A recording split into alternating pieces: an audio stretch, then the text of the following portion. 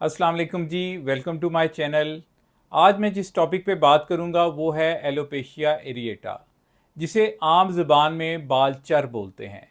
इसकी क्या वजूहात होती हैं, क्या अलामात होती हैं और इसका इलाज क्या है। सबसे पहले तो मैं बताता हूँ कि एलोपेशिया एरिएटा होता क्या है। Alopecia mean loss of air, areata mean in patches. ये हमारी बॉडी के किन एरियाज़ को इन्वॉल्व करता है? सर को, आईब्रोज को और बियर्ड एरिया को। जो स्कैल्प है उसके ऊपर छोटे छोटे पैचेस बनते हैं और वो ग्रेजुअली इंक्रीज इन साइज होते हैं और आईब्रोज उड़ जाती हैं। और जो बियर्ड एरिया है इसमें भी क्या होता है कि छोटे छोटे पैचेस बनते हैं और वो आहिस्ता आहिस्ता बड़े होते हैं और वो फिर जो है ना बहुत ज़्यादा लॉस ऑफ हेयर हो जाता है। इसकी वजूहात क्या हैं? सबसे पहले तो कुछ लोग जो कि जेनेटिकली प्री डिस्पोज्ड होते हैं उनमें ये आता है। इसके अलावा स्ट्रेस, एनवायरमेंटल फैक्टर्स और dietary deficiency of certain nutrients like minerals and vitamins. इसके अलावा हमारे इन्वायरमेंट जो है उसमें बहुत ज़्यादा पोल्यूशन है। जब वो हमारी स्किन के साथ इन कांटेक्ट आती है तो वहाँ पे वो रिएक्शन करती है और ये एलोपेशिया एरिएटा इन लोगों में बढ़ जाता है। इसके अलावा सर्टेन मेडिकेशन है, कुछ लोग कुछ मेडिसिन ले रहे होते हैं जिसकी वजह से उनमें ये एलोपेशिया एरिएटा डेवलप हो जाता है। इसमें क्या होता है, सबसे पहले पेशेंट कंप्लेन करता है कि जी मेरे वहाँ पे सर पे या आईब्रोज में या बियर्ड एरिया में छोटे छोटे पैचेस बन रहे हैं जहाँ से बाल उड़ रहे हैं। स्किन वहाँ पे पिंक हो जाती है, समटाइम बहुत ज़्यादा इचिंग होती है और समटाइम क्या होता है कि स्किन बहुत ज़्यादा स्मूथ होती है। जेनेटिकली प्रिडिस्पोज्ड होते हैं इसलिए इनमें एक ऑटो इम्यून फिनोमेना होता है। जो हेयर फॉलिकल होते हैं वहाँ पे इन्फ्लामेशन डेवलप हो जाती है। जो लिम्फोसाइट्स हैं वो वहाँ पे आते हैं और इन्फ्लामेशन करके बालों को कमज़ोर कर देते हैं। हाँ, वहाँ पे जड़ें मौजूद होती हैं। जब हम ट्रीटमेंट देते हैं तो जड़ें वापस आ जाती हैं। मगर कुछ लोग क्या करते हैं, टोटके करते हैं, लाइक उस पर प्याज का पानी लगा दिया या उस पर लहसुन की पेस्ट बना के सुरमा मिला के लगा दिया। उससे ये इन टोटकों से क्या होता है, बालों की जड़ें जो होती हैं वो जल जाती हैं। जब हम ट्रीटमेंट भी देते हैं तो एलोपेशिया वो रिवर्सिबल नहीं रहता, वो इरिवर्सिबल यानी स्कारिंग एलोपेशिया बन जाता है। तो मैं इसलिए अपने पेशेंट्स को कहता हूँ कि जैसे उनको कोई प्रॉब्लम हो उन्होंने स्किन स्पेशलिस्ट से मिलना है ताकि उनको प्रॉपर एग्जामिनेशन हो और उनको ट्रीटमेंट स्टार्ट किया जाए। अब हम ट्रीटमेंट में क्या क्या देते हैं? ट्रीटमेंट में हम टॉपिकल कॉर्टिकोस्टेरॉइड्स दे रहे हैं, इंट्रा लीजनल कॉर्टिकोस्टेरॉइड्स दे रहे हैं। इसके अलावा अगर बहुत ज़्यादा स्वेयर हो तो हम इसमें ओरल कॉर्टिकोस्टेरॉइड्स देते हैं। इसकी टाइप्स कितनी होती हैं? इसमें सबसे पहले मैंने बताया कि ये जो 3 एरियाज़ को इन्वॉल्व करती है। अगर स्कैल्प से, आईब्रोज से और बियर्ड एरिया से बाल बिल्कुल उड़ जाएं तो इसको हम बोलते हैं एलोपेशिया टोटैलिस। ये 4 to 5% लोगों में होता है और इनमें हमें जब ट्रीटमेंट देते हैं तो हमें एग्रेसिव ट्रीटमेंट देना पड़ता है।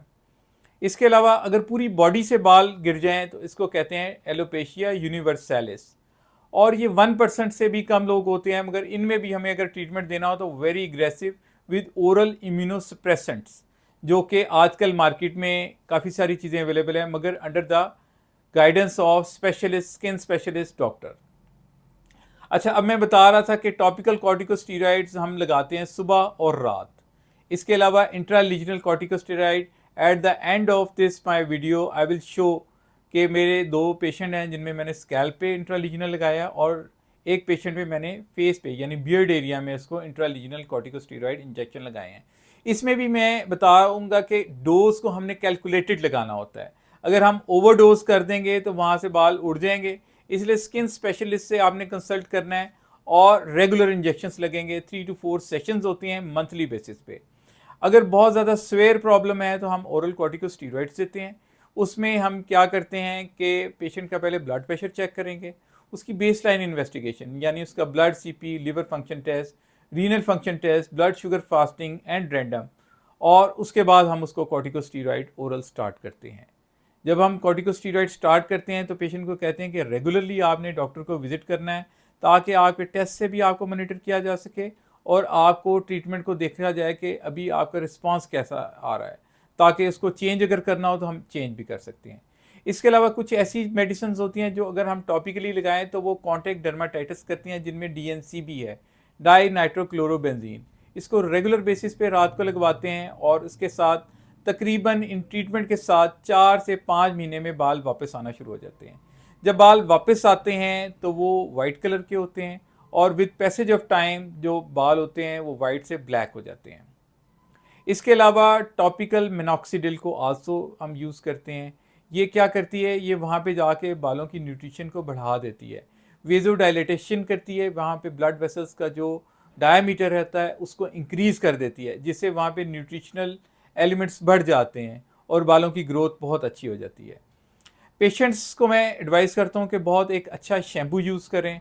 इसके अलावा एक ओरल मल्टीविटामिन देता हूँ जिसमें कि आयरन सप्लीमेंट्स होते हैं, इसके अलावा डिफरेंट मिनरल्स होते हैं, और पेशेंट को मैं एडवाइस करता हूँ कि विटामिन डी भी साथ लेना उन्होंने। हमारी बॉडी को डेली बेसिस पे विटामिन डी की ज़रूरत होती है 1000 इंटरनेशनल यूनिट्स। इन पेशेंट्स में विटामिन डी अगर कम हो जाए तो बालों की ग्रोथ स्लो हो जाती है, इसलिए मैं इन पेशेंट्स का विटामिन डी के लेवल्स भी करवाता हूँ और इनको मंथली या वीकली बेसिस पे विटामिन डी भी देता हूँ, जो कि इंजेक्शन फॉर्म में भी आता है जो कि हम पिला देते हैं। इसके अलावा कैप्सूल फॉर्म में होता है, हम वो डेली बेसिस में आफ्टर ब्रेकफास्ट देते हैं। पेशेंट को मैं बताता हूँ कि अपना लाइफस्टाइल चेंज कर लें, वो अपने डाइट में फ्रूट्स, वेजिटेबल, पानी का इस्तेमाल ज़्यादा करें, जंक फूड्स को अवॉइड करें और डेली बेसिस पे एक्सरसाइज करें और stress relieving exercises like yoga या मेडिटेशन करें, और इससे इंशाल्लाह इनको फ़र्क पड़ जाएगा।